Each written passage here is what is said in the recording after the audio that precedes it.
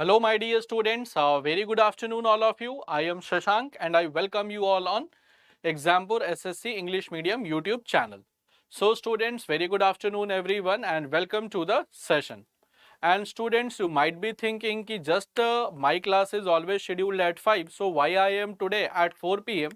Because Deepmani sir is unavailable. So, then I thought ki why your slot should get empty. So I thought ki just to take a 2 hour long session in which we will be trying to cover the Gupta period and also the things, also some questions from the other segments of history we will be trying to cover.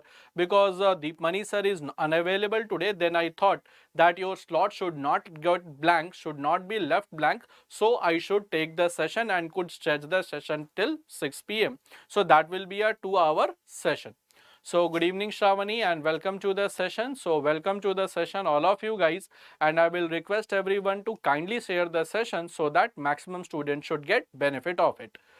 So let's begin the session of today. So let's start the session of today. And since Deepmani sir is unavailable, therefore I decided to take the session so that your slot should not get left blank. So let's start the session of today. And before I should start, I will request everyone to kindly share the session also. So today we will be discussing the Gupta empires and some of the questions that is related to the different segments of history. So let's begin the session, guys, and here is the first question that is before you. And the question is ki who among the following Gupta king has another name Devagupt? So which of the following Gupta king was also known by the name of Devagupt? So which Gupta ruler is also known by the name of Devagupt? And your options are Samudragupt, Chandragupta II, Kumargupt, or none of the above. So who is also known by the name of Devgupt? This is the question for you. And I think some of you will definitely answer this question because it's an easy question and I have discussed earlier as well. So which of the following ruler name is Devgupt? Is it Samudragupt, Chandragupta II, Kumargupt, or none of the above? What will be the correct answer, guys? Whatever options that is running in your mind, feel free to answer the question, because if it is wrong, then you will be getting the right one, and if it is right, then definitely that will boost your confidence. So Devagupt, that was the another name of Chandragupta II, definitely. So his another name was Devagupt and is also known as Chandragupta Vikramaditya. He is also known as Chandragupta Vikramaditya and Shakari Vikramaditya. So he was known as Chandragupta Vikramaditya and also known as Shakari Vikramaditya. So correct answer will be option B. Kumargupt was also called Mahendraaditya. So Kumargupt was called Mahendraaditya, and Kumargupt was the founder of Nalanda University. So he was the founder of Nalanda University also. Samudragupta was also called Napoleon of India because of his military achievements, because of his military expeditions. So because of his military expedition is also known as Samudragupta, is also called Napoleon of India. So correct answer will be option B, that is Chandragupta II, or simply you can say Chandragupta Vikramaditya. He is also called Napoleon of, his another name was Devgupt and also called Shakari Vikramaditya. So correct answer will be option B. Now guys, come to the next question. Ki the Allahabad pillar inscription is associated with which of the following?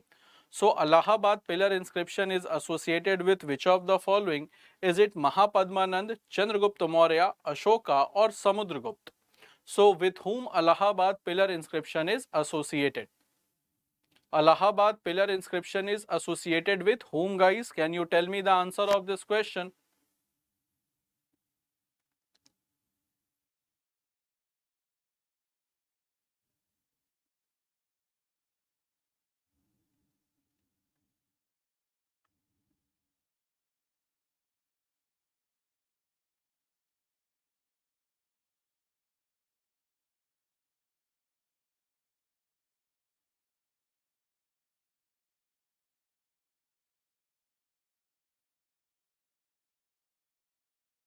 Okay, let's see the correct answer, guys. Allahabad pillar inscription that is associated with Samudragupta, and that is also called Prayag Prashasti.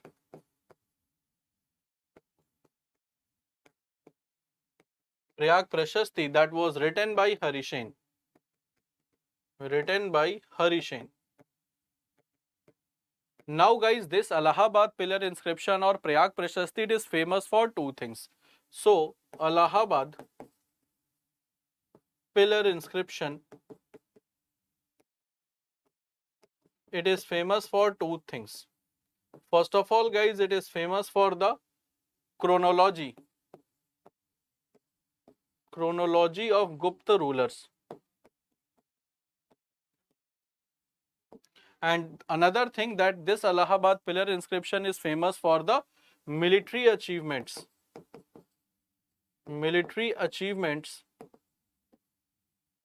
of Samudragupta. So is also famous for the military achievement of Samudragupta. So correct answer will be option D. And Hathi Gumfa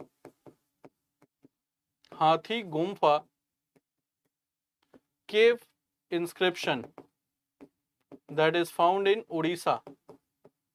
This is famous for the Mahapadmanand, because in Hathi Gumfa pillar inscription, guys, it is written कि Mahapadmanand was the first king to annex the Kaling. So in Hathi Gumfa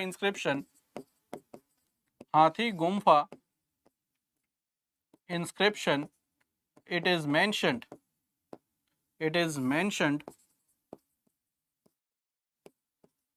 that Mahapadmanand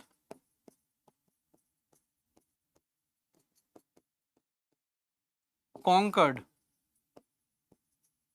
Kaling. Mahapadmanand conquered Kaling. So correct answer will be, guys, option D, that is Samudragupta. And Ashok is famous for the inscription through which he started communicating with his citizens. And this Hathi Gumfa inscription you will find in Odisha, and this is related to King Kharvel.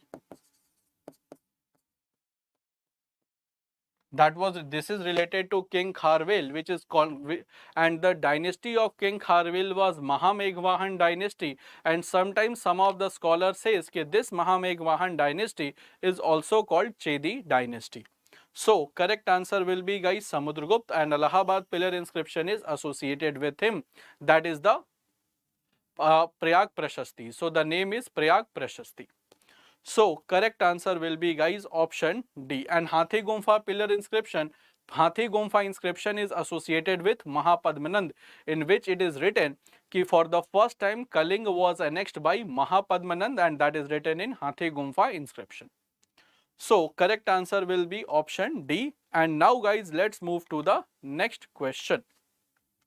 Next question is कि from which inscription it is known as कि Skandagupta defeated Huns. So through which inscription, guys, we come to know कि Skandagupta defeated Huns, because Skandagupta was the last great ruler of the Gupta dynasty, and it is said that he defeated Huns. This is being informed by which inscription? Is it Bhitari pillar inscription, Allahabad pillar inscription, Mandsaur pillar inscription, or Udaygiri inscription? So through which inscription we come to know that Skandagupta defeated Hunas?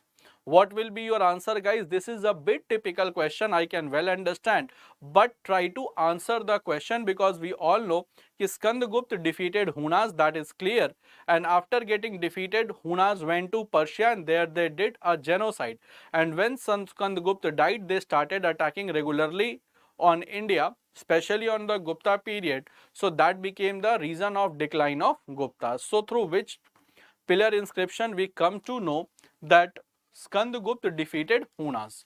What will be the correct answer, guys? A or D? Okay, so Sharvani, you are confused A and D. So Sanjeev is saying Bhitari.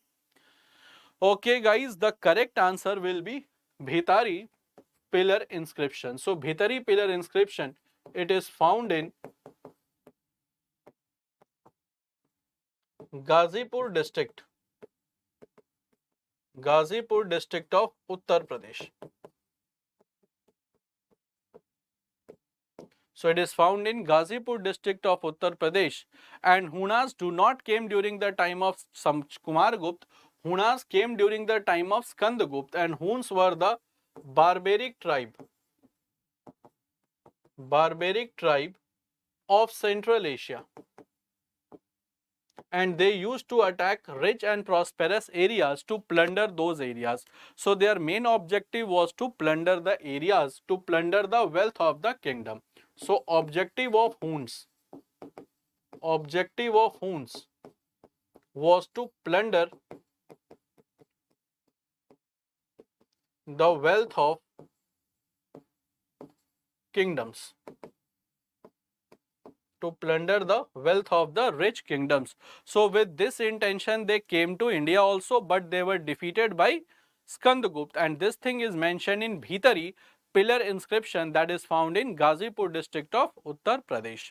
So correct answer will be, guys, option A. So it's very good question, and yes, Sanjeev, you have given the right answer, that is Bhitari pillar inscription. I hope, guys, it is clear to all of you that this inscription informs us about the defeat of Huns by Skandagupta. I hope it is clear to all of you. Then do let me know. Then I will be moving to the next question to discuss. So is it clear, guys? And who were Huns? They were the barbaric tribe of Central Asia, and the main objective of attack of Huns just to plunder the wealth of the kingdom. So they were such a barbaric people. So correct answer will be option A. Now, guys, we will be moving to the next question to discuss. So let's discuss the next question. Now, there are different causes of the downfall of the Gupta Empire. Which of the following given statement below was not a cause? So there are many causes that is related to that. There are many reasons for the decline of the Gupta Empire. Which of the following is not a cause? Hun invasion, feudal system, feudal setup administration, acceptance of Buddhism by later Gupta ruler, or invasion of Arabs. So what was not the reason for the decline of Guptas? Can you tell me the reason, guys, out of these four? Out of these four, which is the reason? So let me have some water.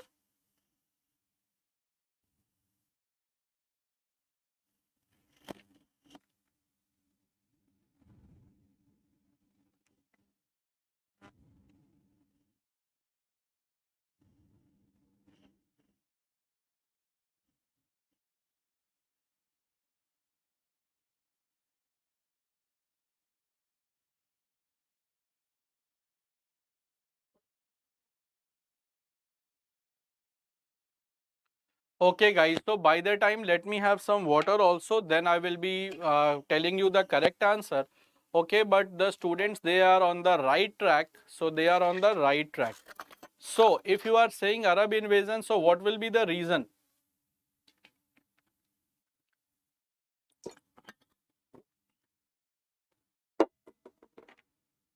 Okay, guys, so what was the reason for the downfall of the Gupta Empire?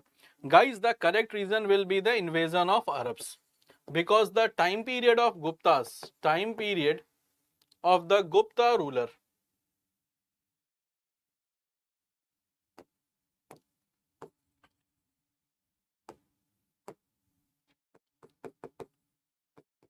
time period of the Gupta ruler, that is 275 to 550 AD. 275 to 550 AD, and guys, Arab invaded. So first invasion of Arab that was in 711 AD, and first successful attack that was in 712 AD. So Arab invaded India in 711, but it was not a successful invasion. But in 712, when Muhammad bin Qasim attacked Sindh, it was a complete successful invasion. So correct answer will be, guys, invasion of Arab. And Gupta Empire declined in 550 BC, that means in 6th century AD, and Arab invaded in 8th century. So the real reason, the false reason is Arab invasion. So Arab did not invade it, due to which it declined. So correct answer will be, guys, option D. Correct answer will be option D. I hope, guys, this is clear to all of you. Then do let me know. Then I will be moving to the next question. Is it clear to all of you?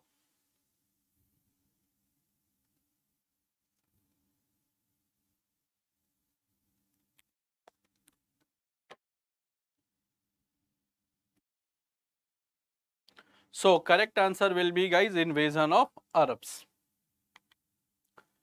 I hope that should be clear to all of you guys. Now we will be going to the next question.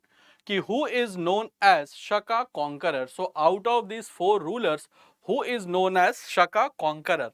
And your options are Chandragupta first, Samudragupta, Chandragupta second, or Kumargupta. Who among the following is known as Shaka conqueror? So who among the following is known as the conqueror of Shakas? What will be your correct answer, guys? Who is known as the conqueror of Shakas? Okay, Sharwani, you are saying option C. Okay.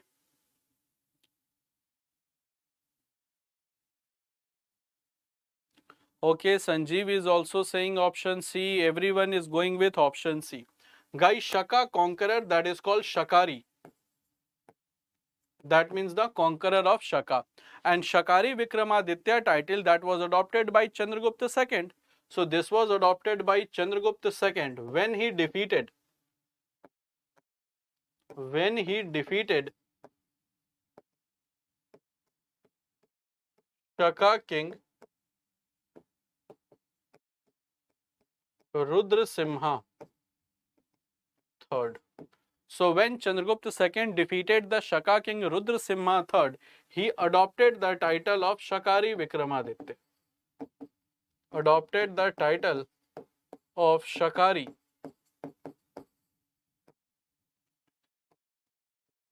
Vikramaditya. Adopted the title of Shakari Vikramaditya. So correct answer will be option C, that is Chandragupta II. Now guys, Samudragupta Chandragupta I was the first sovereign ruler, sovereign king of Gupta Empire. So first sovereign king of Gupta Empire. First sovereign king of Gupta Empire, that was Chandragupta I. So correct answer will be Chandragupta II. That is also called Shakari Vikramaditya. So correct answer will be, guys, option C. Correct answer will be option C. And we all know about Kumargupta, founder of the Nalanda University, and he was also known as Mahendraditta. So he adopted the title of Mahendraditta. So correct answer will be option A. And Chandragupta I, since he was the first sovereign king of the Gupta dynasty, therefore he adopted the title of Maharaja Dhiraj. So he also adopted the title of Maharaja Dhiraj.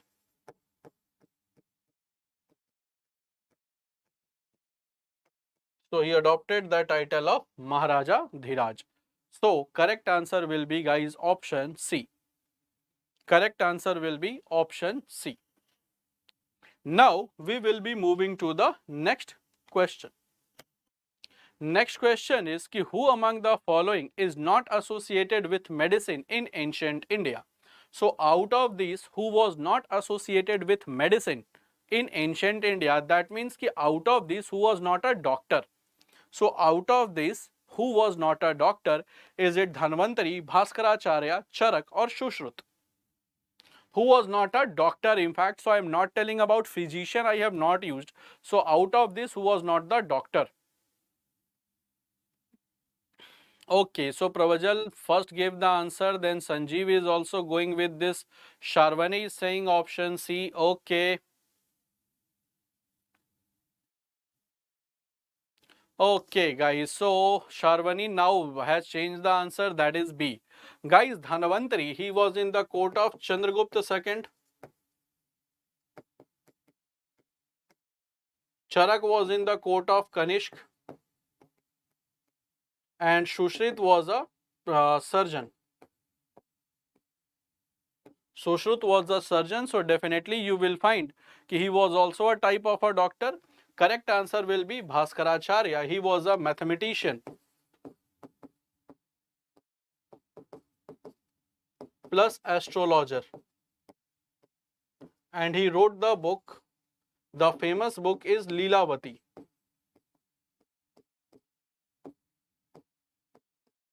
Leelavati, that is the book on mathematics. And Leelavati was the daughter. So it is the name of the daughter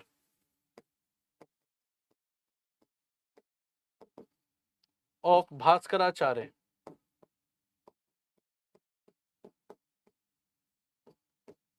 So Leelavati, that is famous book, and that was the name of the daughter of Bhaskaracharya, that was Leelavati. And since she was also a daughter of a mathematician, so she was equally intelligent and she was also a very wise mathematician.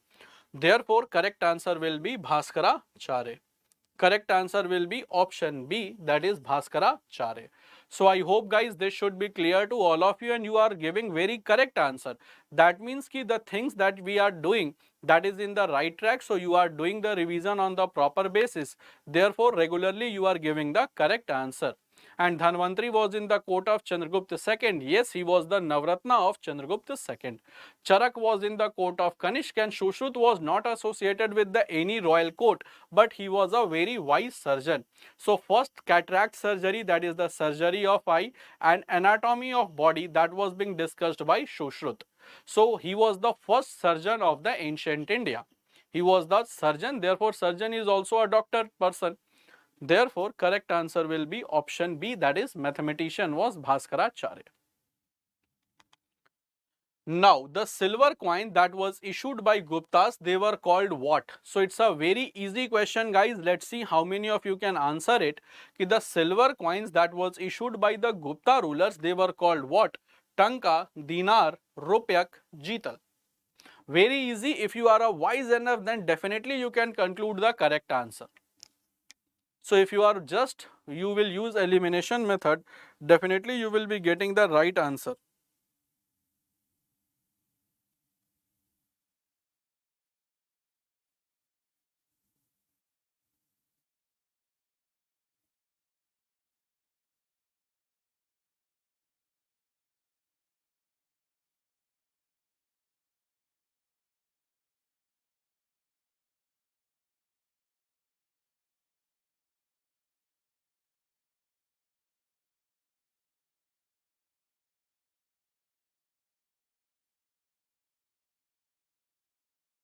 Okay guys, let's see the correct answer. What will be the correct answer?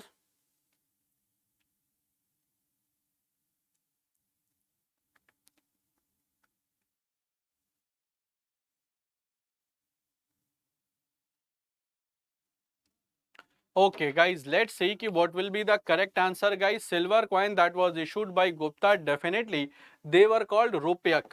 So silver coin, Rupyak, gold coin, Dinar, and Tanka was also silver, but it started in medieval India.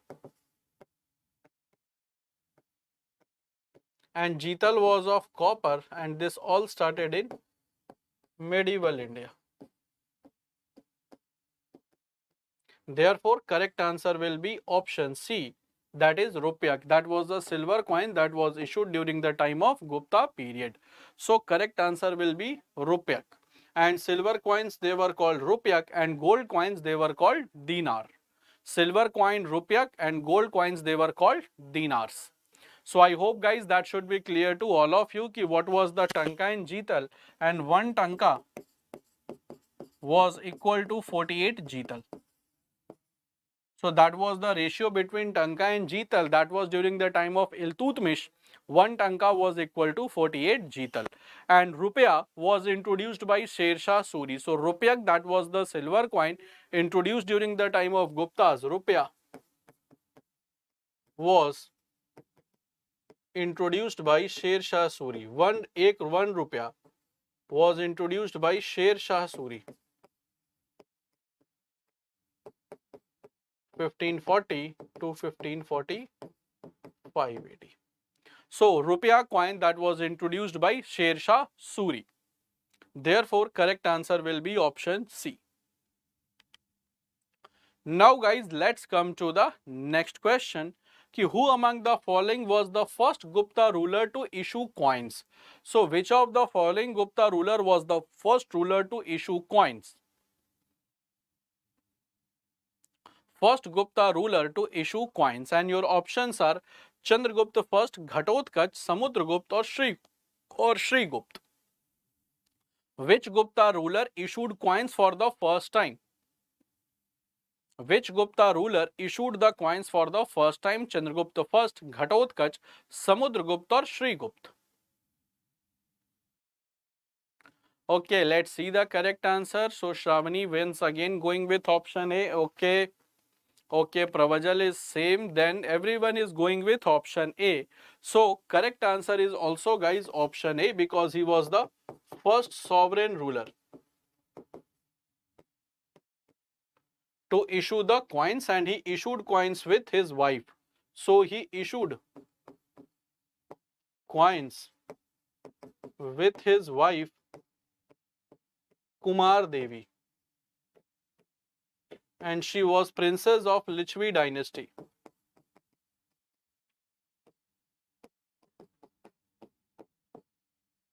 And she was princess of Lichvi dynasty. So he was the first king to issue the coins and first sovereign king to adopt the title of Maharaja Dhiraj.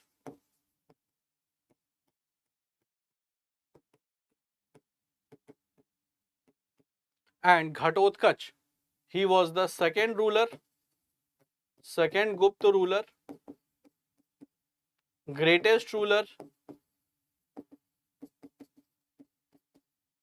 and Shrigupta was the founder of Gupta kingdom.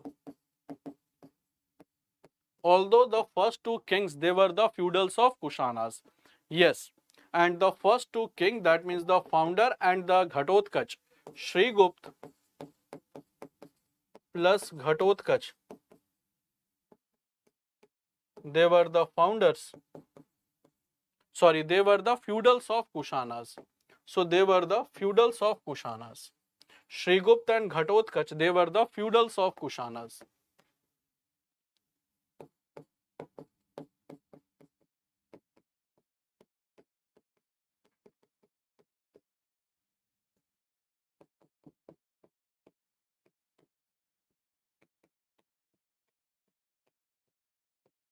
They were the feudals of Kushanas. So correct answer will be guys option A, that is Chandragupta first, and he issued the coins along with his wife Kumar Devi. And Shrigupta and Ghatotkach guys, they were not independent rulers, they were the feudals of Kushanas. And feudals means कि those ministers who are given land instead of cash, they were called feudals. So feudals, they are called Samant in Hindi, and they were given land instead of cash. So they were given land instead of cash. They were called feudals. So feudals were those person who were given land instead of cash. So they were called feudals. And first two kings, they were the feudals of Kushanas, and the first independent king was Chandragupta first. I hope guys that should be clear to all of you. Then do let me know. Then I will be moving to the next question. So is that clear to all of you guys? Then do let me know.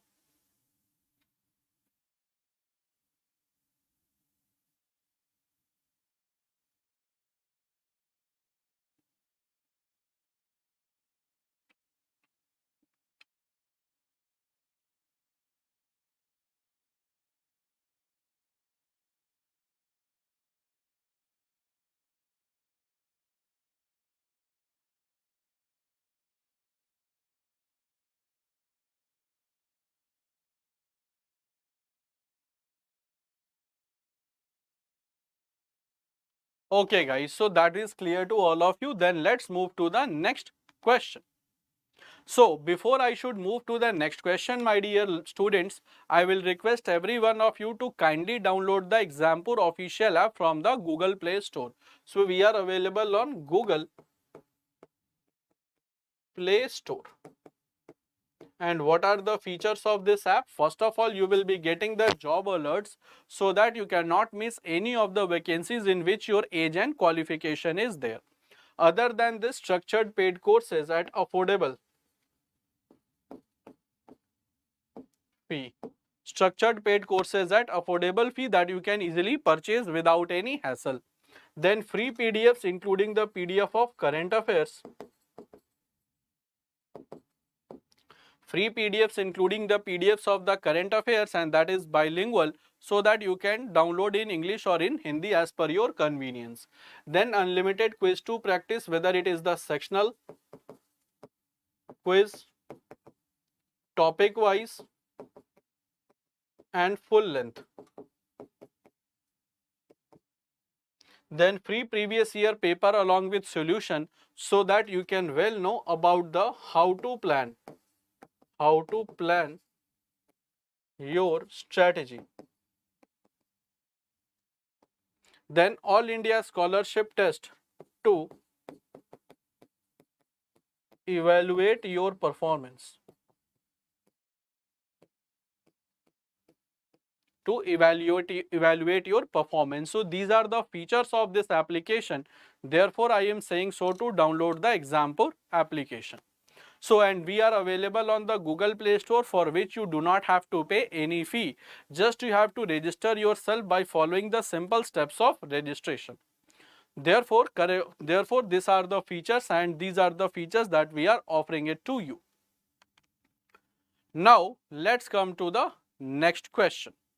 Now guys, let's come to the next question and we'll discuss what next question is for us. The question before us is ki who established Gupta Samvat? Samvat means calendar. So who established Gupta calendar? Samvat, it is the Hindi word for calendar.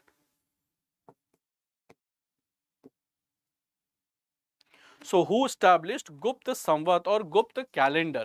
And your options are Chandragupta first, Sri Gupta, Chandragupta second or Ghatotkacha. So who established Gupta calendar?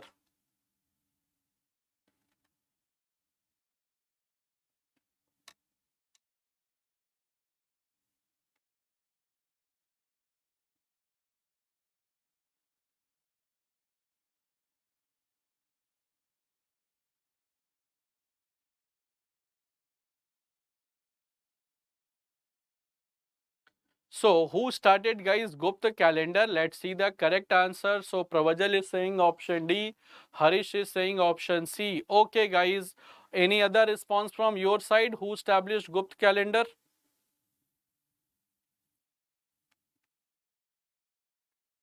So who established Gupta calendar? Any other response from your side? See, Gupta calendar that was started in 319 AD. So Gupta calendar started in 319 AD, and this is the time period of Chandragupta first. And when Chandragupta first became the king, became the Gupta ruler, he started Gupta calendar 319 AD. So this was started by Chandragupta first. It is started by Chandragupta first. That is the Gupta calendar. And this calendar, the nature of this calendar is lunar calendar. Lunar calendar in nature. So it is lunar calendar in nature. And guys, there are few lunar calendar which are very important and that can be asked in exam. Like Vikram calendar, 57, or some books write 58 BC. Then Shak calendar, 78 AD. Gupta calendar, 319 AD. Harsh calendar, 606 AD. Hijri calendar 620 to AD. So these are the different calendars and their starting years. So that you can remember guys, and these are all. Nature of all the calendar is lunar. Nature of all the calendar is lunar calendar. So correct answer will be guys Chandragupta first. When he became the king of the Gupta dynasty, he started the Gupta calendar, which is lunar in nature. So these are the important calendars guys. You can take the screenshot or either you can note it down, so that once it comes in exam you should not feel कि okay, this thing we have not studied.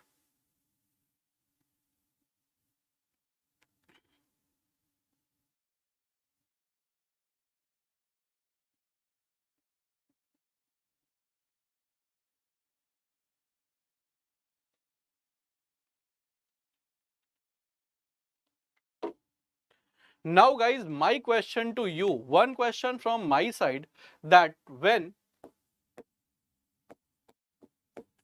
Gregorian calendar started, when Gregorian calendar started, the Gregorian calendar is the calendar that we used often. So the calendar that we use nowadays, that is Gregorian calendar, which is accepted worldwide. So when Gregorian calendar was being used, so when Gregorian calendar was introduced guys, the question before you is when Gregorian calendar was introduced.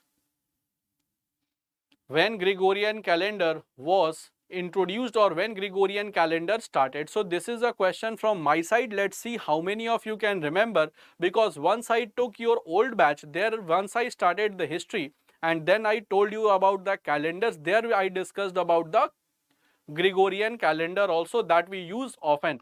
So the calendar that we use on daily basis, that is the regular calendar which is our home, that is Gregorian calendar. So Gregorian calendar starts when? So in which year Gregorian calendar starts? So can you answer me this question? Very easy guys, I have told you, therefore I am asking it.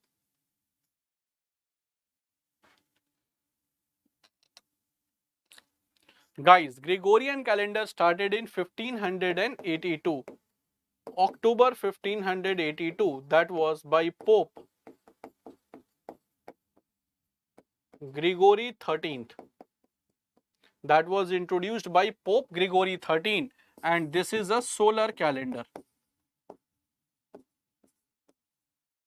in nature.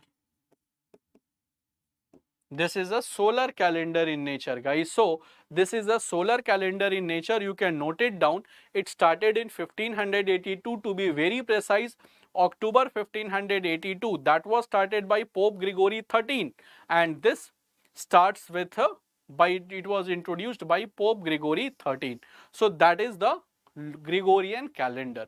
This is the feature of Gregorian calendar, and what type of calendar it is? It is solar calendar in nature. So it is a solar calendar in nature that we used in our homes on daily basis. So the calendar that we use, that is in our mobile phone, on our computer, everywhere, that is Gregorian calendar, and it is a solar calendar in nature. So you can note it down guys, because this calendar type question regularly comes in examination. Regularly comes in examination. Therefore correct answer will be option A, that is Chandragupta first. I hope my dear students, is that clear to all of you? Then please let me know. Then I will be moving to the next question to discuss. Is it clear to everyone?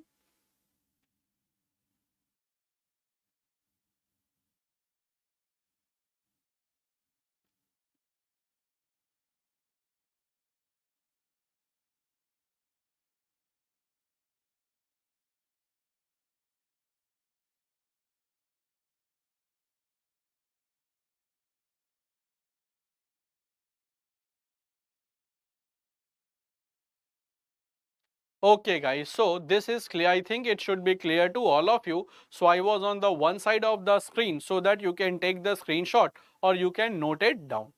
So the correct answer will be option A.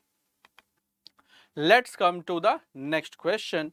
कि game chess is said to be originated in. So game chess is originated in which country?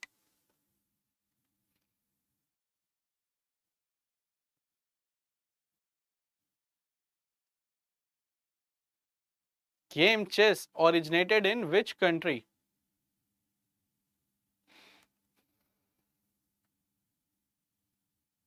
Is it China, India, Iran, Indonesia? So from where game chess originated?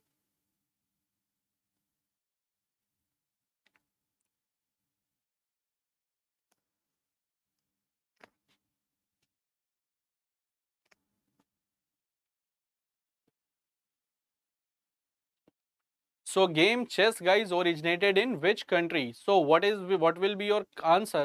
Ki the chess game that we play that originate in which country?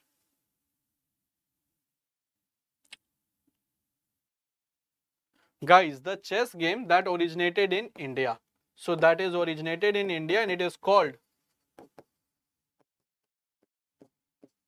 Chaturanga. So the ancient name of chess is Chaturanga.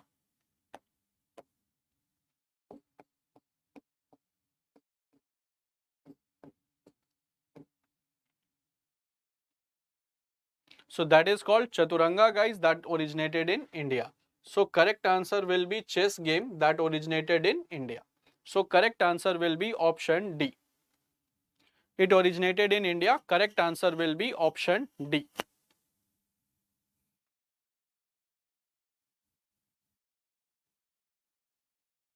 So I hope it is clear to all of you guys. Then do let me know.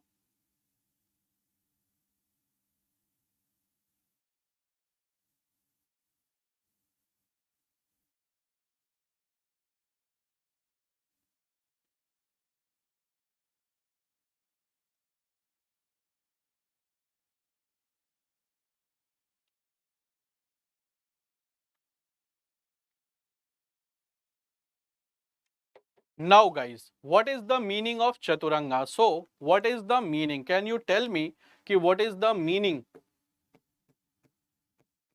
of Chaturanga? So what is the meaning of Chaturanga guys? Can you tell me ki what is the meaning of Chaturanga?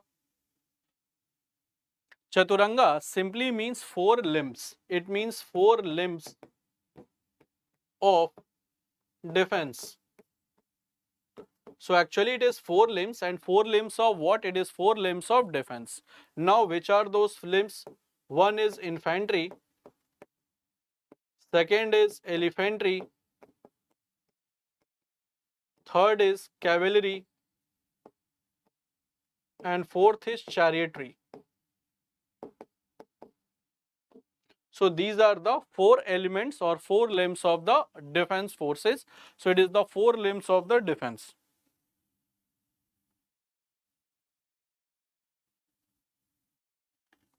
So the army in the ancient time was divided into infantry, that is called Padal Sena, that is in Hindi called Padal Sena. Then elephantry, Hathi Sena. Then cavalry, Ghudsavar Sena, and fourth is chariotry yani Rath Sena. So these are the four limbs of the defense forces. So these are the four limbs of the defense force.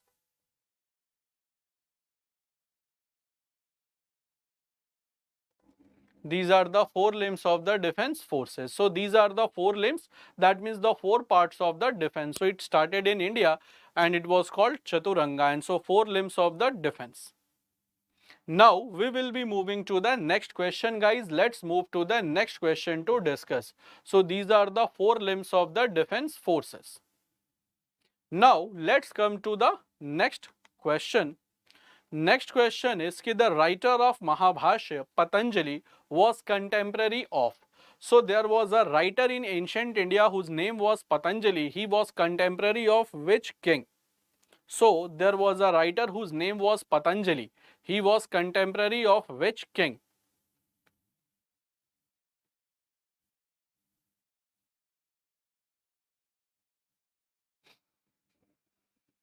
And your options are Chandragupta Maurya, Ashok, Agnimitra Shunga, or Pushyamitra Shunga, or Chandragupta first. So Patanjali, who wrote Mahabhashya, was contemporary of which ruler? He was contemporary of which ruler?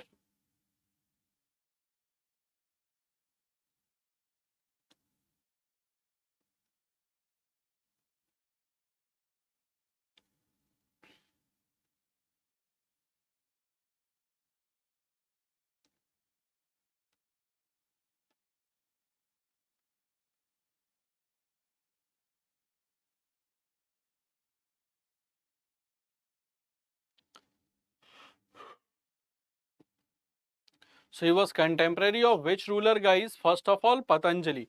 Patanjali wrote Mahabhashya, and Mahabhashya is commentary on Ashtadhyayi.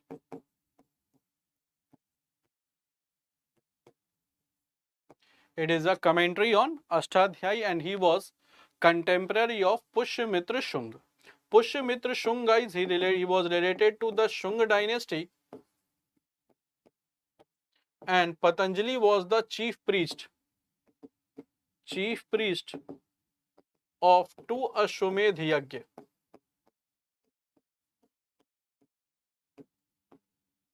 performed by Patanjali. So he was the chief priest of two Ashwamedh. So Patanjali was the chief priest of two Ashwamedh Yajna that was performed by Pushyamitra Shunga. That was being performed by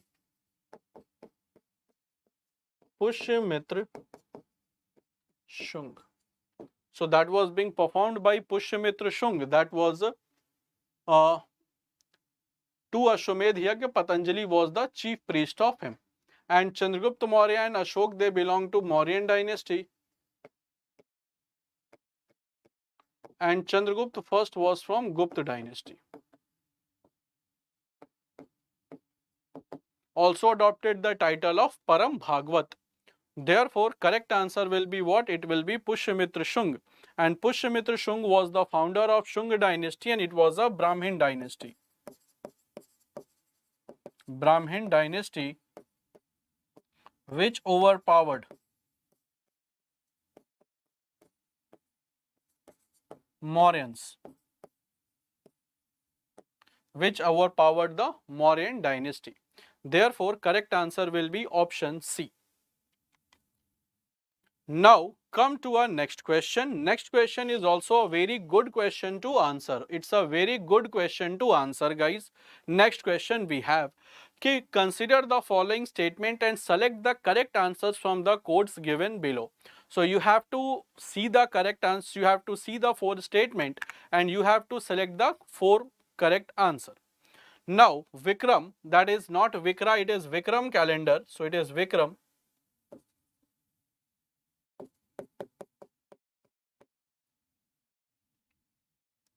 Vikram calendar began in 58 BC, Shak calendar began in 78, Gupta calendar began in 319, or Hijri calendar began in 622 AD.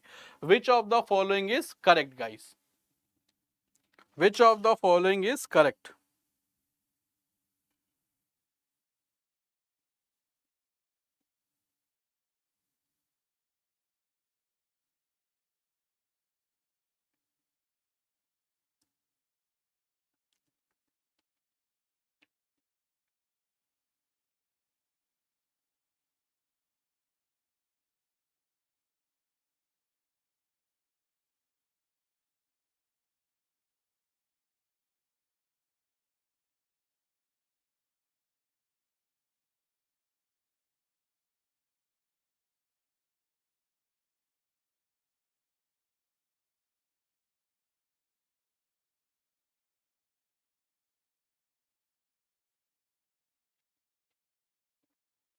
Okay, guys, so let's see the correct answer. Which of the following statement is correct? And it's a very easy question. All the statements, they are correct in nature. So correct answer will be, guys, option D. That is, all statements are correct. We have discussed this thing in the previous question itself. कि Vikram calendar began in 57, some books write 57, some books write 58, so 58, 57 that will work out. Shak calendar 78, Gupt calendar 319 and Hijri calendar that is 622, and Hijri it is a Islamic calendar and Hijrat means migration.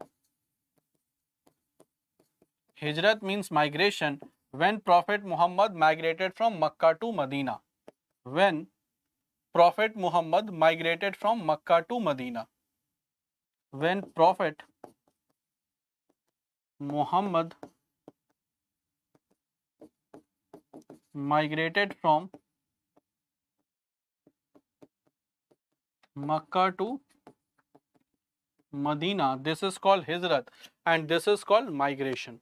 Therefore, correct answer will be option D, that is 1, 2, 3 and 4. Therefore, correct answer will be option D.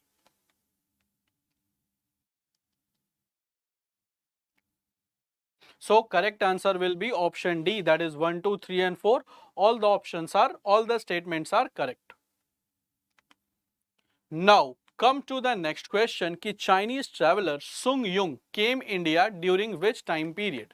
So there was a Chinese traveler, actually he did not came directly. So Sung Yung came during the time of which king? Which dynasty guys? Sung Yung.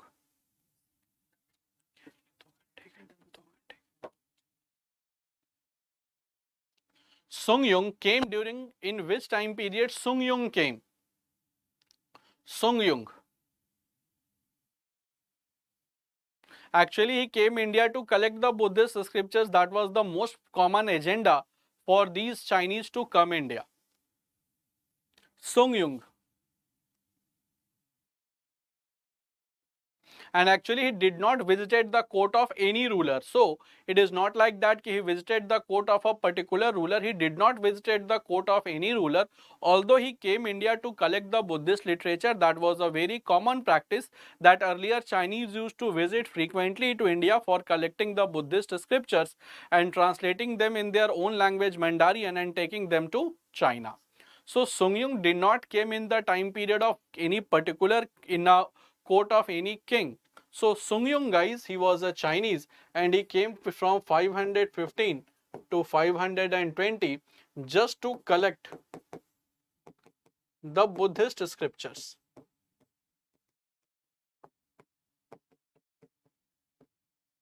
Just to collect the different types of Buddhist scriptures, he came India from 515 to 520. That was the time of the Gupta dynasty. So overall guys, this was the time of Gupta dynasty.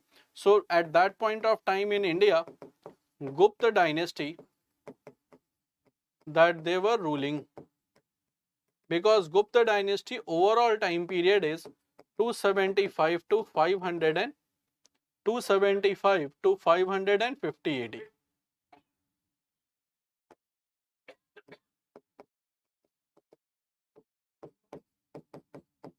275 to 515 AD. So he came between 515 to 520. So these are all the time period of Gupta dynasty. So Sung Yung, you might have been knowing his name, Sung Yung, Itsing, Huansang, Fahayan. They are the two very common personalities. Therefore, correct answer will be 515 to 520 AD. So my dear students, is that clear to all of you? Then please let me know.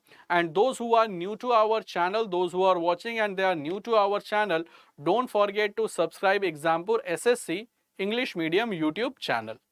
So is that clear to all of you guys? They came during the time of the Gupta dynasty.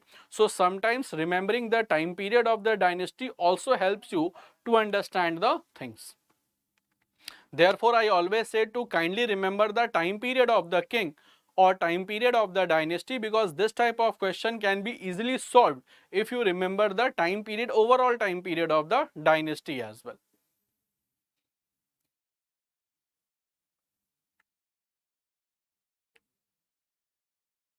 Okay, now guys, let's come to the next question. Next question we have कि the ancient Indian play Mudra Rakshas of Vishakhadat, ancient Indian play Mudra Rakshas of Vishakhadat, its subject is on. So what is the main subject of the Mudra Rakshas? That is the question. Is it a conflict between the gods and demons of ancient Hindu literature, aromatic story of an Aryan prince and a tribal woman, a story of the power of struggle between two Aryan tribes? The court intrigues the time of Chandragupta Maurya. So what is the time period, what was the main subject matter of Mudra Rakshas?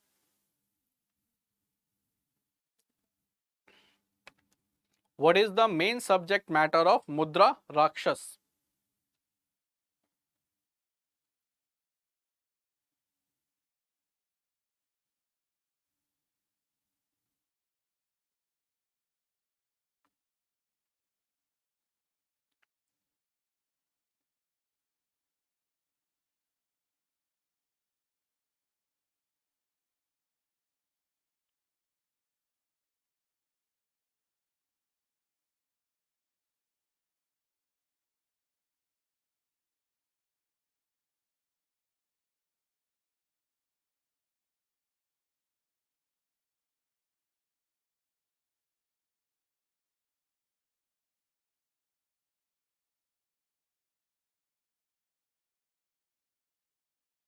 Okay, guys, let's see the correct answer. So, ancient story of Mudra Rakshas that was based on the court intrigues the time of the Chandragupta Maurya, and Mudra Rakshas that was written by Vishakhadat during the time of Gupta period. So, it was written during the time of Gupta period, and Vishakhadat wrote about Chandragupta Maurya that Chandragupta Maurya is Vrishal or Kulheen. He called him Vrishal or Kulheen, that means low class person. So he called himself as the Vrishal and Kulheen, that is the low class person.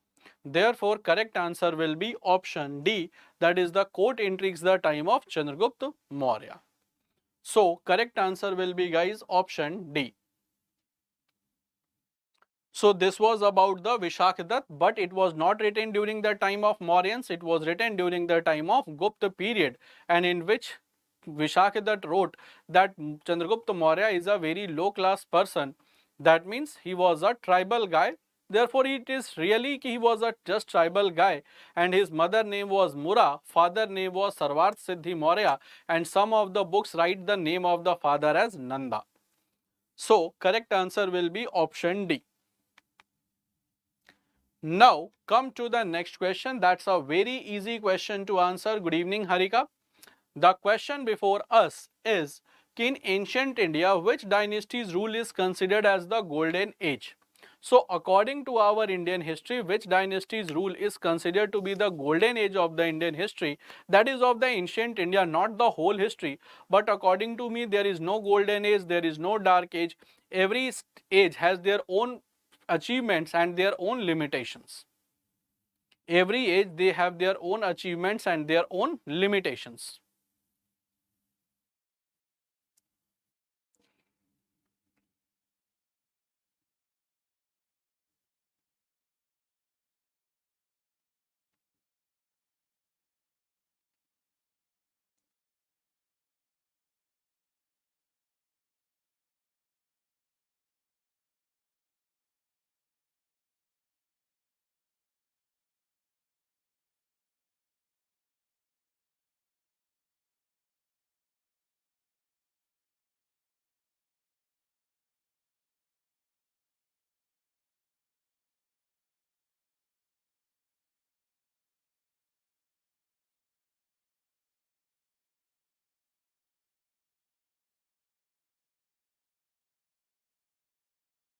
Okay guys, so let's see the correct answer. So which dynasty is considered as the golden age?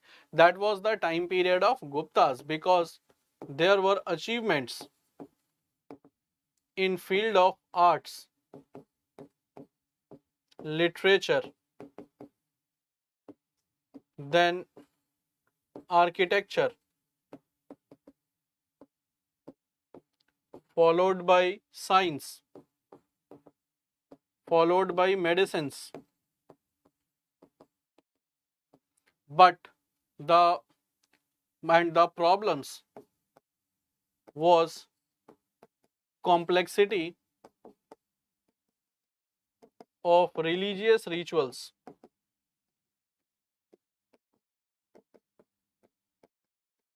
followed by position of women degraded, as we have the evidence of the sati system during Gupta period. Third is personification of God. Then Shudras became untouchables. So these are the limitations also. So it is not like that ki only we have the achievements of the Gupta period, we have the limitations also. But this is my personal opinion ki in history there is no golden age, there is no dark age, because every age has their own achievements and their own limitation. But if the examiner asks you the question in exam ki which age is called the golden period of the Indian history, then go for the Gupta period because of the achievements. Do not go for any other thing.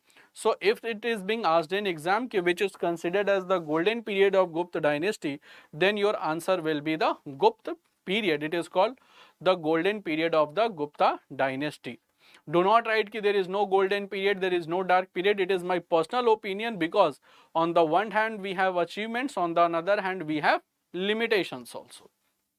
So that is better to write in the examination in which you have the written like civil services mains or state PCS mains, but do not go for the objective that there is no golden age or there is no dark age.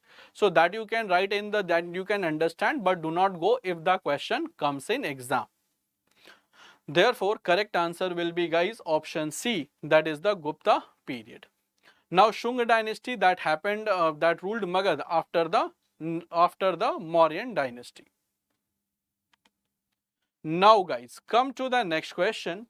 So now come to the next question. Next question we have ki why was Nalanda University famous for the world? Is it famous for the medical science, philosophy, Buddhist religious philosophy, or the chemical sciences? So for what purpose Nalanda was famous worldwide? For what purpose Nalanda was famous for worldwide?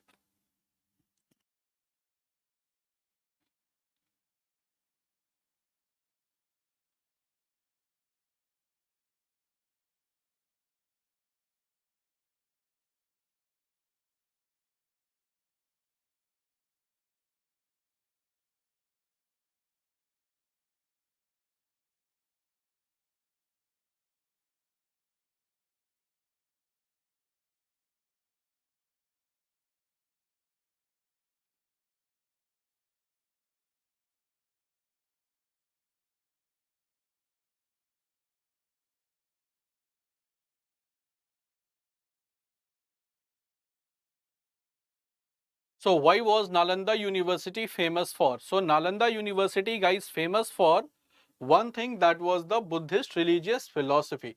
So Nalanda University, this is in Bihar, and it was famous for the Buddhist religious philosophy. Buddhist religious philosophy, and I can say because different Buddhist traveler, different Chinese traveler, that was Fahian, Huan Sang, studied about Buddhism, about Buddhist philosophy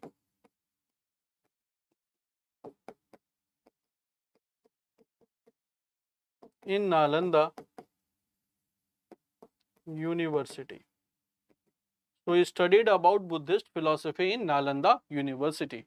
So correct answer will be, it will be the Buddhist religious philosophy. And therefore it was being destroyed by Bakhtiyar Khilji. So it was not only the one center, Nalanda University, Vikramshila University,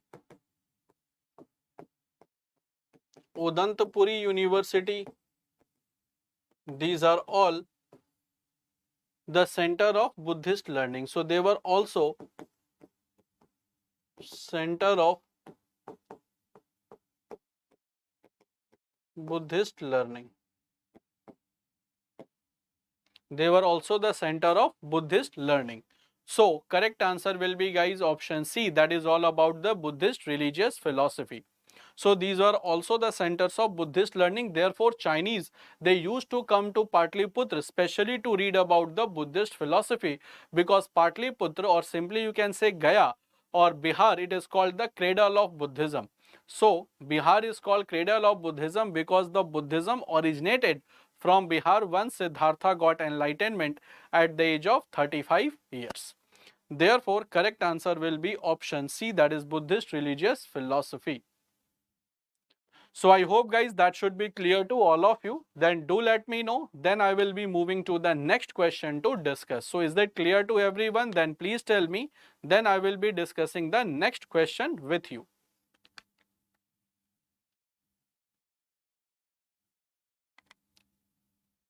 Now come to the next question.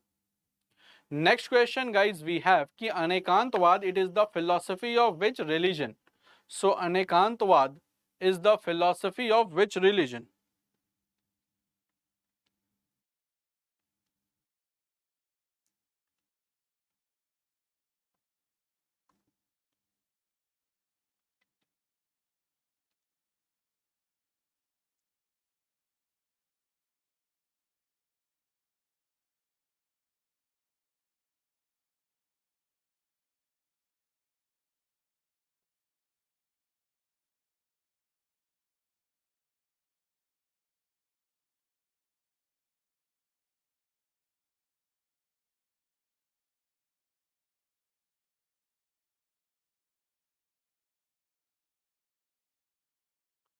So Anekantwad's guide, it is the philosophy of which religion? Anekantwad, it is called Syadvad.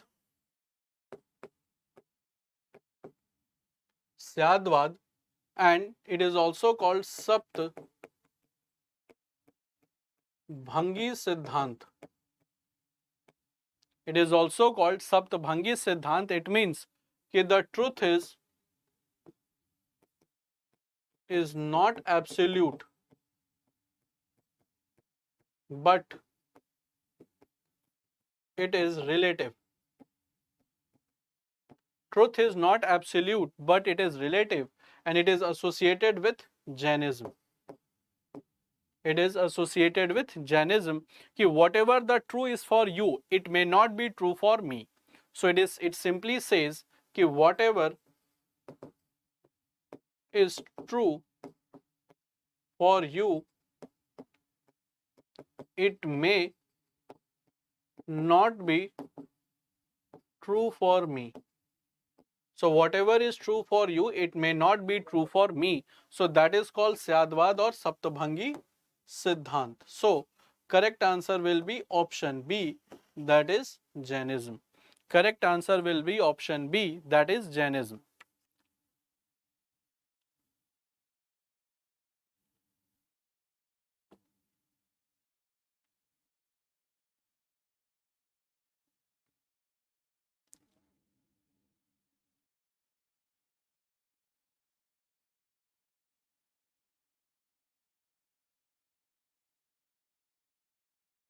So correct answer will be, guys, option B.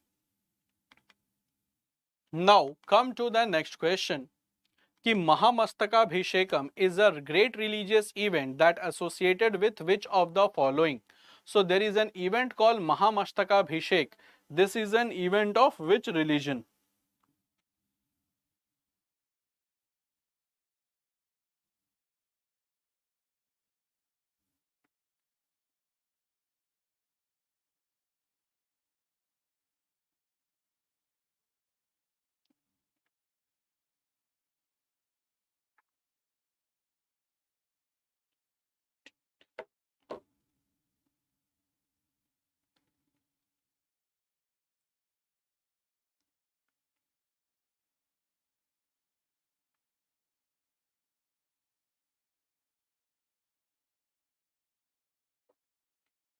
So Mahamastakabhishekam, guys, that is a great religious festival event that is associated with which of the following? Is it Bahubali, Buddh, Mahavir or Nataraj? So Mahamastakabhishek, guys, first of all, it is did in every 12 years. That is did in every 12 years. So it is an event that is held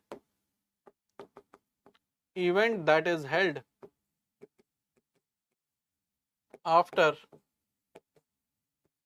every 12 years. And this is the Mahamastakabhishekam, that is of the Bahubali. And this statue of Bahubali,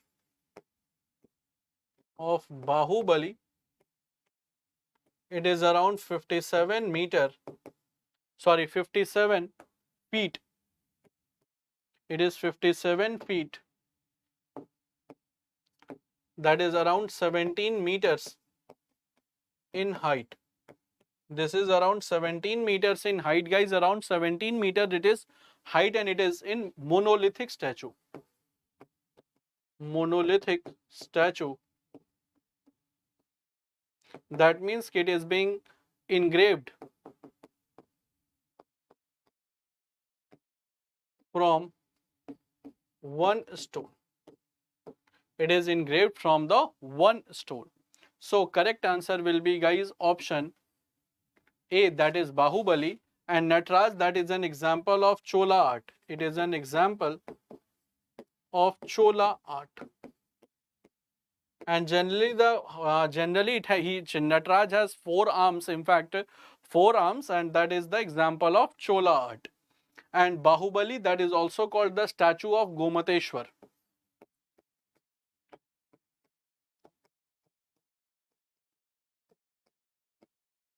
It is the statue of Gomateshwar, guys, and you will find it is in the Hassan district of Karnataka. So it is in Hassan district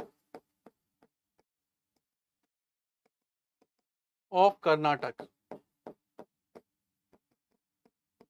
It is in Hassan district of Karnataka, and Bahubali was the younger son of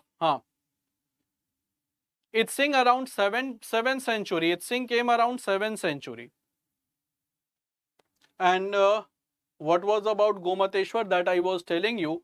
He was younger son of Adinath or Rishabdev. He was younger son of Adinath or Rishabdev, who was the first Jain Tirthankar, and he was the first Jain Tirthankar. Therefore, correct answer will be option A. And Buddha famous statue was in Bamiyan. And there is a sitting Buddha statue that is also in China, that is made up of red sandstone. Sitting Buddha statue that is also in China.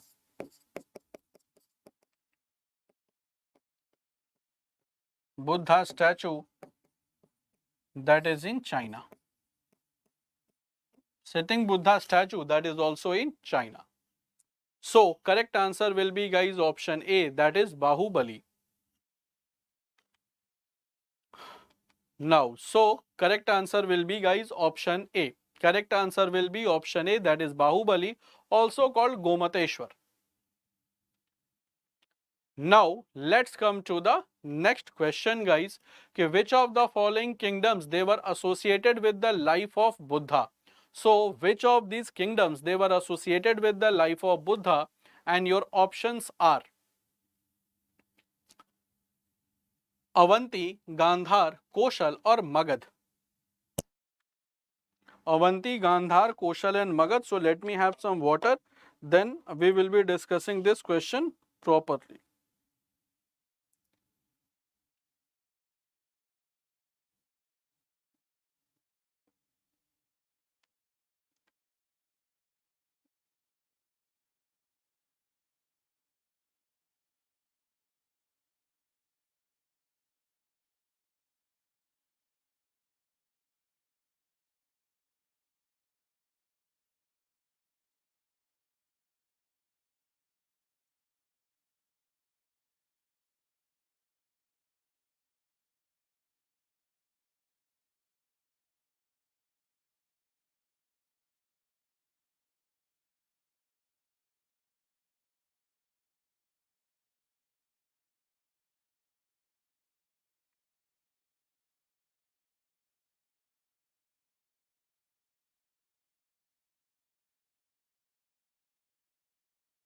Okay. So guys, let me have some water.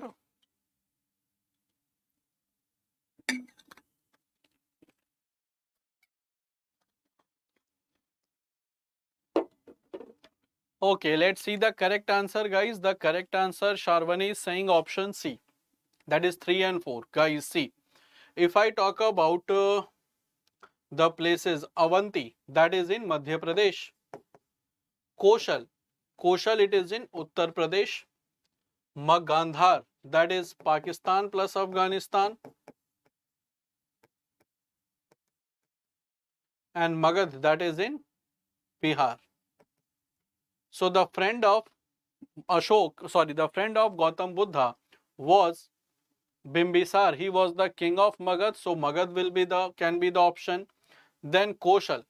Koshal, guys, maximum sermon of Buddha that was given in Koshal. So maximum sermon of Buddha that was in Koshal. And the story of Anguli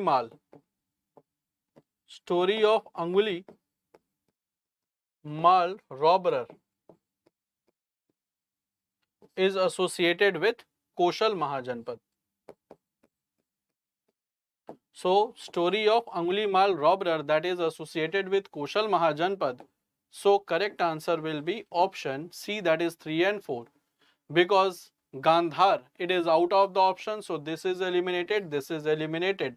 And then you have Avanti. Avanti was not related to the Gautam Buddha, so then one is also eliminated. So correct answer will be option C, that is 3 and 4. Correct answer will be option 3 and 4.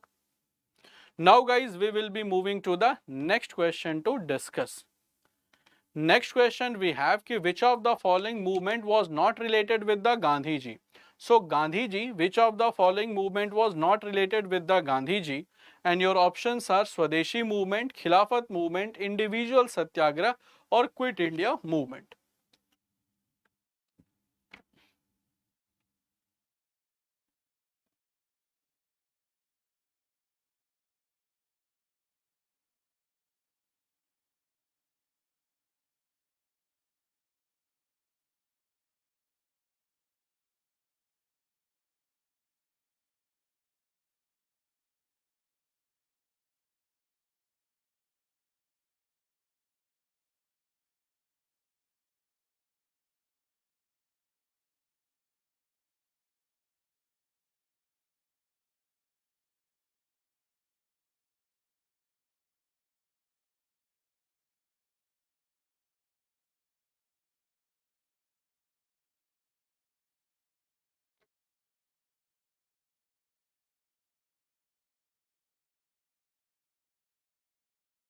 Okay, let's see the correct answer. So Arvindam is saying B, then Harish is saying B. Guys, first of all, Gandhiji started his political career in India in 1917. So Swadeshi movement happened in 1905, Khilafat movement 1919, individual satyagrah 1940 and Quit India movement 1942. Now maximum of you, they are confused between A and C. Guys, Khilafat movement, when Khilafat movement reached at its peak, what happened ki Sayyid Ali brothers handed the command of the movement to Gandhiji, and Gandhiji accepted this chance to promote Hindu-Muslim unity.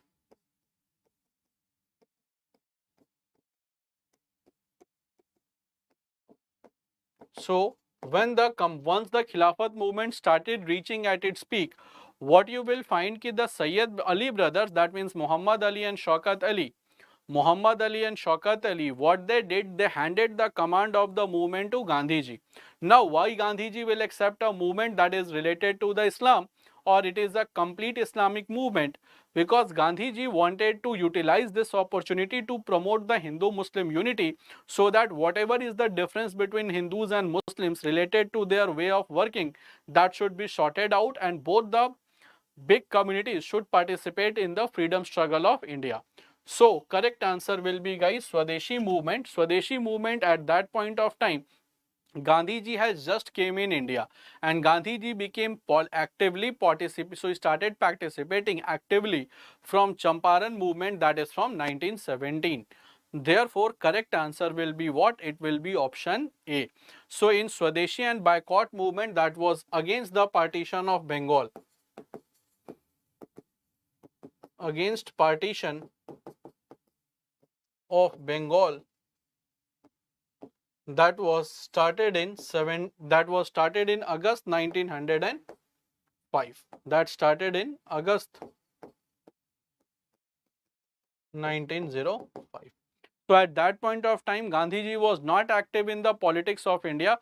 When he came in 1900 and when he came to India, he visited different places. In fact, he was at that point of time, he was in South Africa also.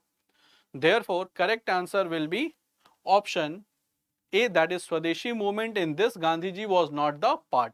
Gandhiji became active in the politics in 1917. So in 1915, he came back from South Africa to India permanently. From 1915 to 1916, he visited the different parts of India to know the character of British rule, and then he launched his Champaran movement in 1917. When Rajkumar Shukla met Gandhiji in Lucknow session of Indian National Congress, and he was very much impressed by his ideas.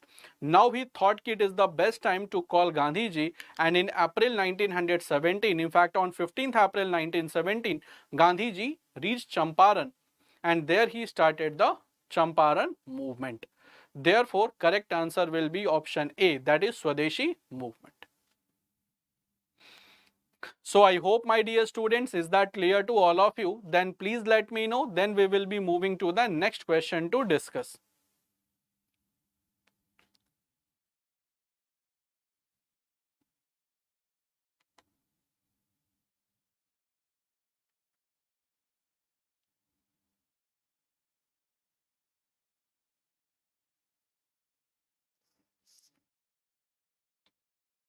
So I hope, guys, that should be clear to all of you.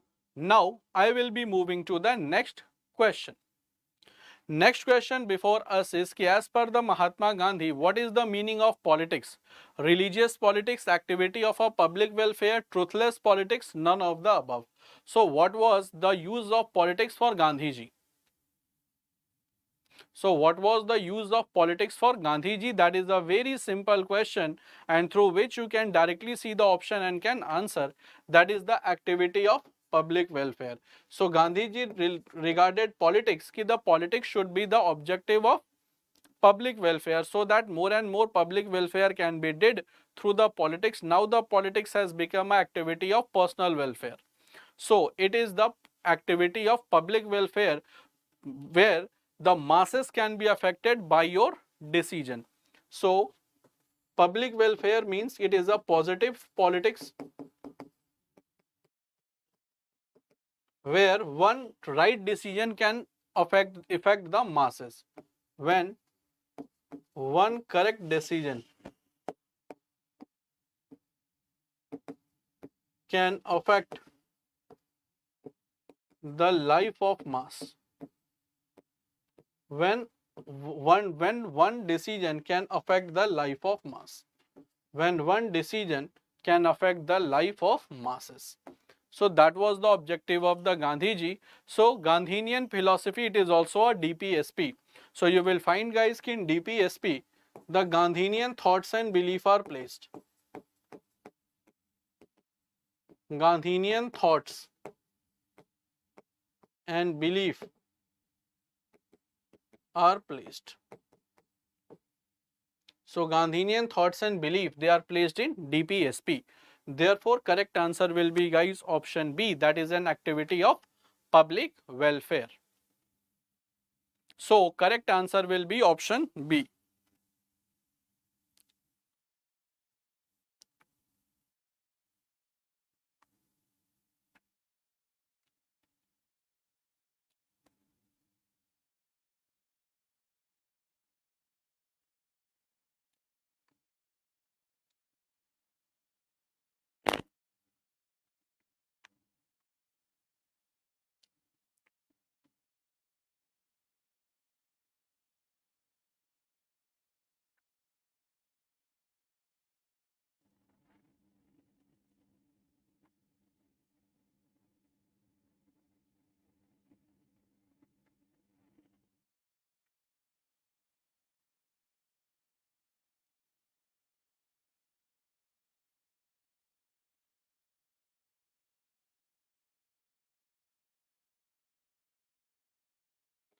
Okay, now guys, let's move to the next question. Next question is also an easy question for all of you to answer. The question is कि Mahatma Gandhi set up an ashram on the bank of river Sabarmati in Ahmedabad, that is known as. So Gandhi ji set up an ashram once he came from India, from South Africa to India. He set up an ashram, and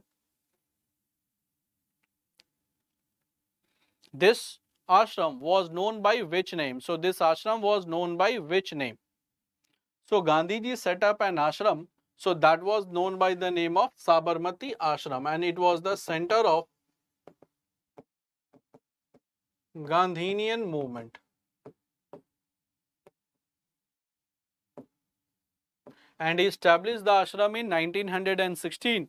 So he made the base ashram, that is in 1916. So that was Sabarmati Ashram. And it is not Harijan Ashram, guys. It was All India Harijan Seva Sangh, that was established in 1932 by M.K. Gandhi. So M.K. Gandhi established All India Harijan Seva Sangh, and that was in New Delhi. Now guys, can you tell me one answer of a question कि in which year Gandhi ji resigned from Indian National Congress? In which year M.K. Gandhi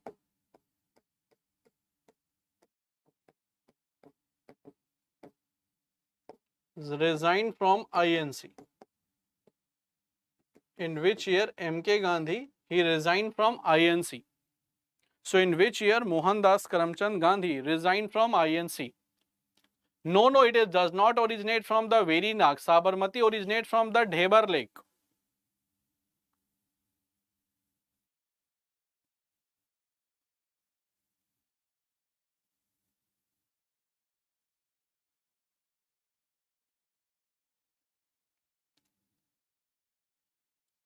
Sabarmati originates from the Dhebar Lake. So Sabarmati does not originate from the Veri Nag. It originates from the Dhebar Lake, that is in Udaipur, Rajasthan. So it is a peninsular river. So that is in 1934. So in 1934, Gandhiji resigned from the membership of INC and he devoted his complete time for the upliftment of the poor and depressed section of society.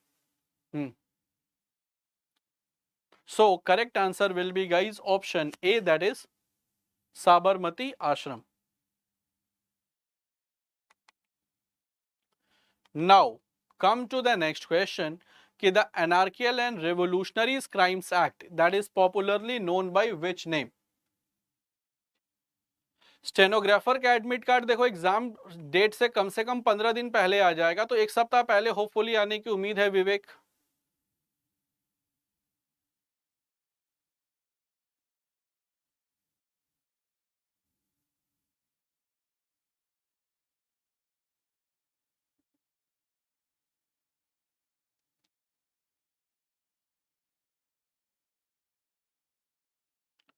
Okay, so Anarchical and Revolutionary Crimes Act. So that is a very popular question and we have already discussed this one. Anarchical and Revolutionary Crimes Act that came in 1919 and it is also called Rowlatt Act, that was introduced by Sir Sidney Rowlatt and it was called Black Law by Indians. And it was called Black Law by Indians. Pitt's India Act came in 1784. Indians Arms Act was different and Ilbert Bill was in 1883. So correct answer will be, guys, it is Rowlatt Act. And it was against the habeas corpus, therefore it was against the habeas corpus, therefore it is called the Rowlatt Act. Now come to the next question. Let's come to the next question. Next question we have कि after which incident Mahatma Gandhi called off non-cooperation movement as his Himalayan blunder. So Himalayan blunder means big blunder. Himalayan blunder does not mean that since Himalaya is big, so it is a big blunder of Gandhiji. So after which incident Gandhiji called non-cooperation movement as his Himalayan blunder, and then after this he withdrew the movement.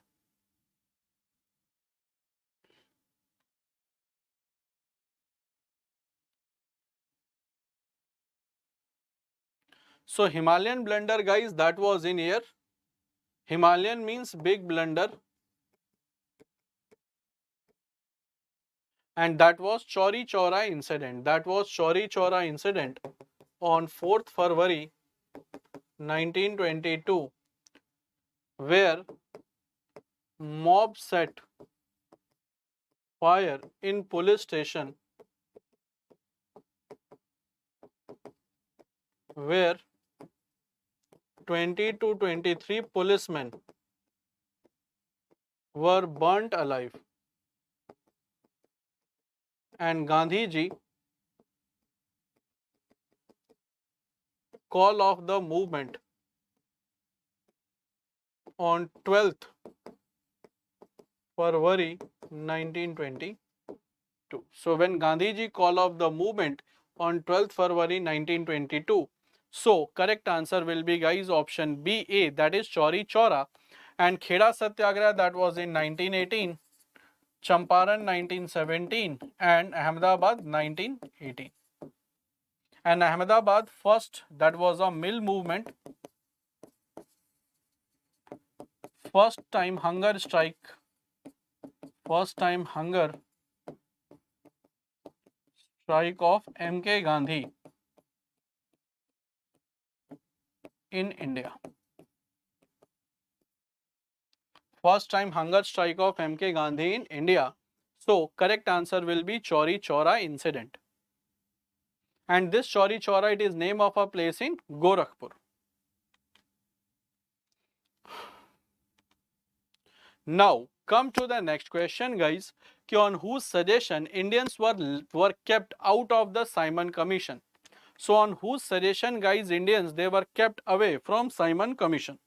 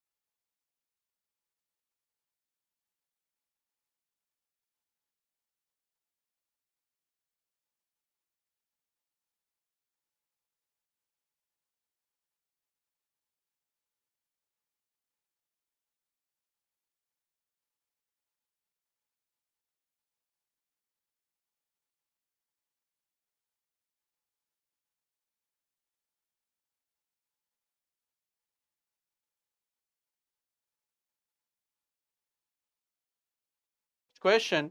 The next question we have ki Simon Commission Indians were kept out of this. So that was on the advice of Lord Irwin, because this Simon Commission came to suggest the constitutional reforms. Suggest the constitutional reforms for Indians. And total we have 7 members, and all were British. And it was constituted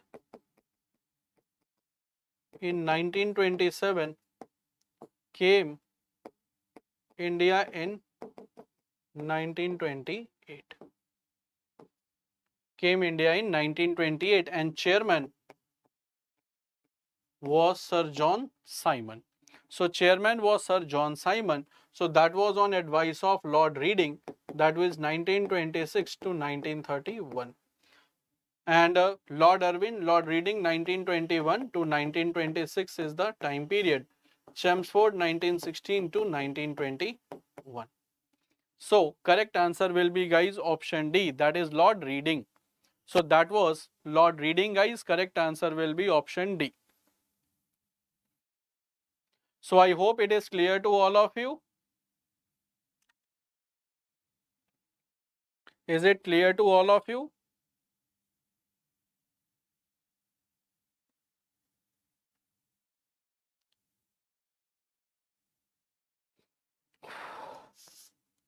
So I think, guys, it is clear to everyone. So correct answer will be option D, that is Lord Irwin. Now come to the next question. Identify the appropriate matching of the options of the founder and their socio and socio-religious organization established by them. Swami Vivekanand, Ramakrishna Mission, Ramakrishna Paramhans, Ramakrishna Mission, राजा राम मोहन रॉय आर्य समाज और दयानंद सरस्वती ब्रह्म समाज. So which of the following pair is, guys, correctly matched?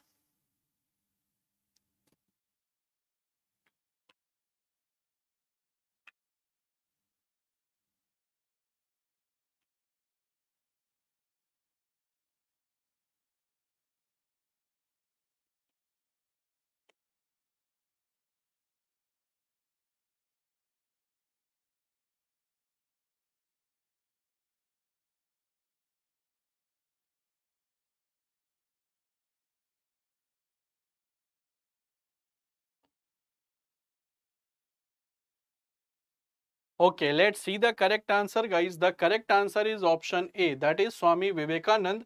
It is Ramakrishna Mission started in 1897 AD and Ramakrishna Paramhans was his he was his mentor. Raja Ram Mohan Roy started Brahmo Samaj.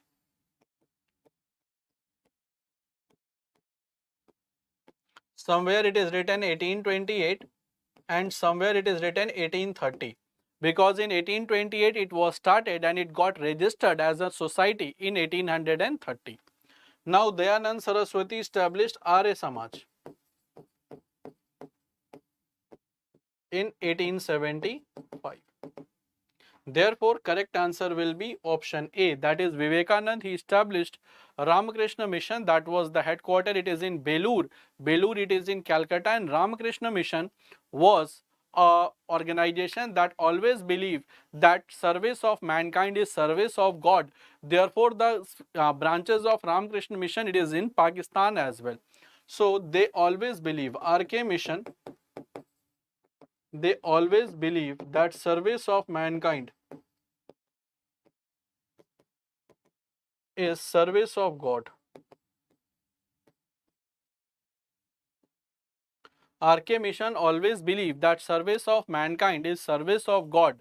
Therefore, correct answer will be option A, that is Swami Vivekanand. Therefore, this mission is very much popular. They have the schools, hospitals and other charitable organizations as well, because they always believe in the not to purify or not to just reform any religion. They wanted to reform the whole society, the whole mankind. So correct answer will be, guys, option A, that is Swami Vivekanand Ramakrishna Mission. And this is the objective of RK Mission, कि for what purpose it was being constituted. That means to service the mankind or service the humanity. So correct answer will be option A. Now, the same question has been written two times. Same question got written two times. So that will be the Swami Vivekananda Ramakrishna Mission. And Swami Vivekananda childhood name was Narendranath Dutt.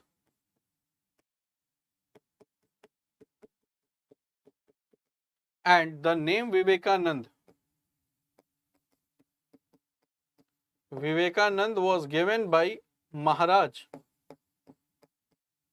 Ajit Singh. who was king of Khetri. And Khetri, it is in Rajasthan, guys, famous for copper mines. So it is famous for the copper mines. So correct answer will be Swami Vivekanand. He established the Ramakrishna mission. And Raja title to Ram Mohan Roy was given by Akbar II. So Raja title was given by Akbar II. Second to Ram Mohan Roy. So Akbar II was the second last Mughal king. He gave the title of Raja to Ram Mohan Roy in 1831. In 1831 and in 1833, Ram Mohan Roy died in Bristol, that is in London.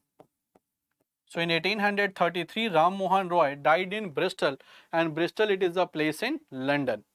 Therefore, correct answer will be, again it is option A, since the same question was being repeated and I have given you some additional information about the questions. So is that clear to all of you guys? Then please do let me know. Then we will be moving to the next question. Although Ram Mohan Roy got the title of Raja in 1831 by Akbar II, and Akbar's second pension was stopped by British East India Company. Therefore, he sent Raja Ram Mohan Roy to restart his pension. So, Raja Ram Mohan Roy succeeded in convincing the British to restart the pension of the Mughal king. And he became very happy once his pension restarted and gave him the title of Raja. And in 1833, Ram Mohan Roy or Raja Ram Mohan Roy died in Bristol, and Bristol, it is in London. So, correct answer will be option A. Now guys, come to the next question. Ki what was the original name of Dayanand Saraswati? So Dayanand Saraswati was the name when he attained sainthood. So whenever a person became saint, the name of that person is changed. According to the saint tradition, your original name will be changed and you will be getting a new name. So Dayanand Saraswati was the name when he became a saint. What was his real name? What was his real name? Is it Narayan Shankar, Mool Shankar, Krishna Shankar, or Om Shankar?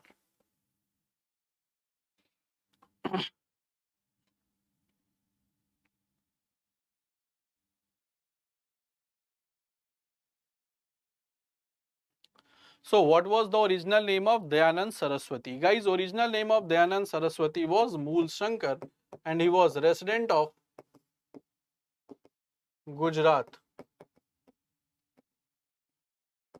He was the resident of Gujarat. So he started Arya Samaj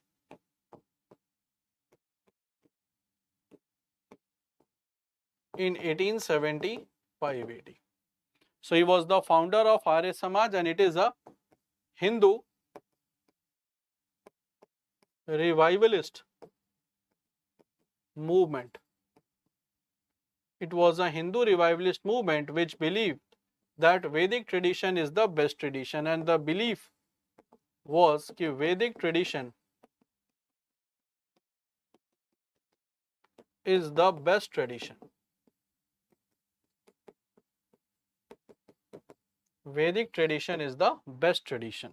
So, correct answer will be, guys, option B, that is the Mool Shankar. Correct answer will be option B, that is Mool Shankar. Now, come to the next question. Which of the following book is written by Vara Mihir? That is Abhigyan Shakuntalam.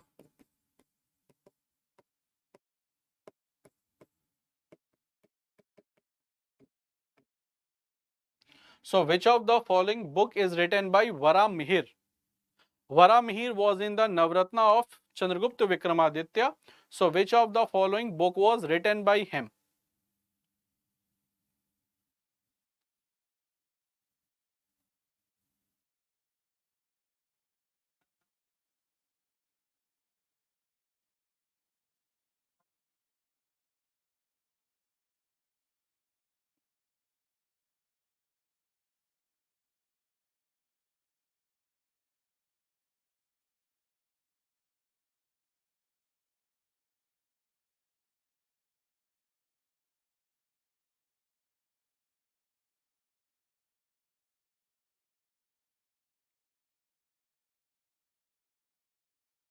See, the book that is written by Varamihir, guys. So, Kumar Sambhavam, that is the book written by Kalidas, and it is a epic.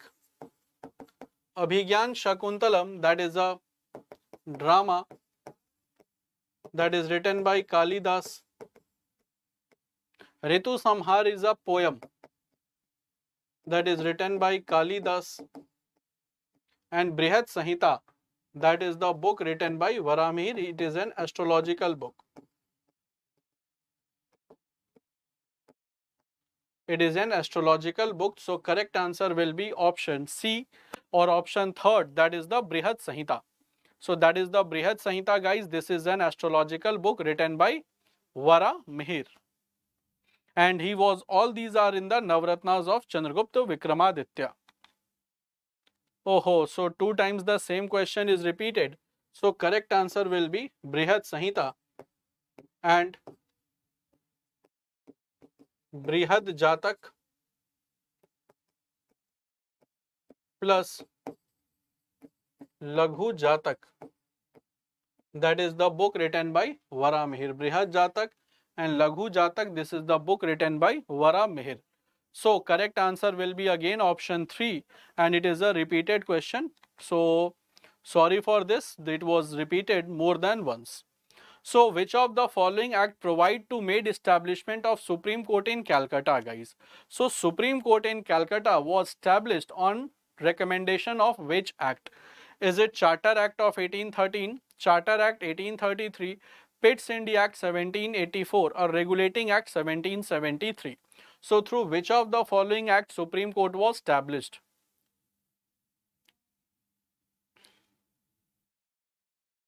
So Supreme Court at Calcutta, guys. Supreme Court at Calcutta was established in year 1774. And the act will be what? It will be Regulating Act of 1773.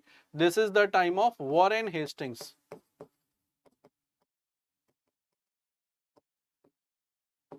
(1772 to 1785), because in 1772 he became Governor of Bengal, and through Regulating Act of 1773 Governor of Bengal was designated as Governor General. So Regulating Act of 1773 designated Governor of Bengal as Governor General of Bengal. And through this, Supreme Court was established in Calcutta, and Justice Ellis Emphe became the first Chief Justice. Justice Ellis Emphe became the first Chief Justice. Okay. So with this, guys, I come to this session. I just conclude this session, and I hope, my dear students, you must have enjoyed the session and found this session useful and interesting. Now, after my session, Sanjay Tomar sir will be coming, and from 7 to 9 p.m. you have 2 hours non-stop marathon of reasoning. And this will be taken by Ankit sir. So Ankit sir will be taking the 2 hours non-stop marathon of reasoning from 7 p.m. to 9 p.m. So 2 hours non-stop marathon from 7 p.m. to 9 p.m. that will be taken by Ankit sir will be taking today's marathon. Tomorrow I will be taking the 7 to 9 2 hours long marathon. So today Ankit sir is taking for the reasoning. Tomorrow I will be taking for the general awareness, and that will be for all SSC exam. Not only for Ssc Cgl, it will be for all SSC exam. So my dear students, if you found the session interesting and informative, so don't forget to like and share the session, as well as if you are new to our channel, please subscribe Exampur SSC English Medium. So that was all for the day. Bye bye everyone, and do take good care of yourself.